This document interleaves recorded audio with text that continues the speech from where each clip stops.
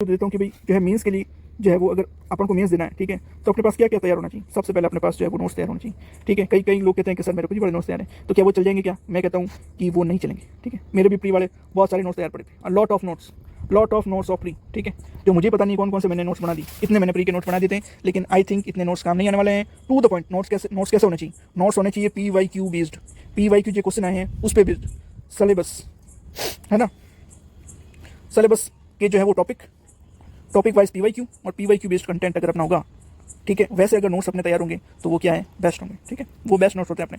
दूसरा क्या होता है, नोट्स के साथ साथ अपन को नोट्स पढ़ते जाने हैं, ठीक है, और साथ में उनके शॉर्ट नोट तैयार करने हैं, ठीक है, ताकि लास्ट में जो अपन डिवीजन करते हैं 2 दिन में 3 दिन में, ठीक है, या अपन लास्ट में कई बार जब 2 घंटे का ब्रेक होता है बीच में, उसमें अपन देखना होता है, तो उसके लिए बहुत बहुत इंपॉर्टेंट है। तीसरा क्या जरूरत है अपन को, डेटा एंड फैक्ट्स। आजकल मार्केट में काफ़ी डेटा फैक्ट्स जो है वो रेडीमेड भी आने लगी है। कई लोग जो है वो जो डेली करंट अफेयर वगैरह तैयार करते हैं या मंथली मैगजीन्स वगैरह अगर पढ़ते हैं तो वो साथ ही साथ तैयार करते हैं, लेकिन कई रेडीमेड भी आती है, वो मैं आपको बता, जैसे शून्य इसका एक रेडीमेड डेटा फैक्ट आता है, ओनली एस ने भी निकालना शुरू कर दिया है ना।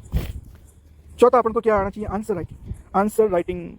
अब आंसर राइटिंग डे 1 से करनी है क्या? नहीं, ठीक है, डे 1 से नहीं करनी है अपन को। अगर आपने मेंस से पहले, मेंस पास करने से पहले अगर मेंस का सिलेबस खत्म कर दिया है, ठीक है ना, मेंस का आपने सिलेबस क्या है खत्म कर दिया है, तो आप भली जो है वो अगर आप प्री पास हो जाओ तो आप या हफ्ते भर बाद में टेस्ट सीरीज लगाना शुरू कर सकते हो, ठीक है, नो डाउट। लेकिन अगर आपका कंटेंट तैयार नहीं पहले, तो आप आंसर नहीं लिख पाओगे, ठीक है, आंसर आप नहीं लिख पाओगे, ठीक है। तो आंसर राइटिंग के लिए पहले क्या जरूरी है, कंटेंट आपके माइंड में होना बहुत जरूरी है।